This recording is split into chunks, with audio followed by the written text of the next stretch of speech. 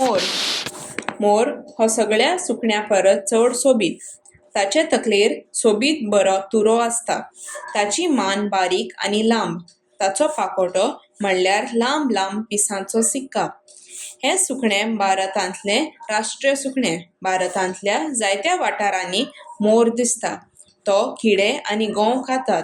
अचकीत जेन्ना तो आपलो पाकोटो फुलयता तेन्ना सारकें मन भुलयता.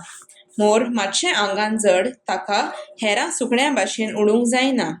पावसाचे दीस लागीं पावले म्हणटकच मोराक भोव खुशी जातात आनी तो नाचूंक लागता.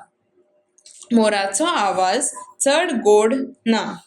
ताच्या पिसाचो उपेग करून पर्स, जॅकेट आनी जायत्यो सोबीत वस्तू तयार करतात. भारतांत मोराची शिकार करपाचेर बंदी आसा. रानवटी जीव सुरक्षण कायदो 1972 हाच्या खाला मोरांक वेवस्थीत सुरक्षण दिलां.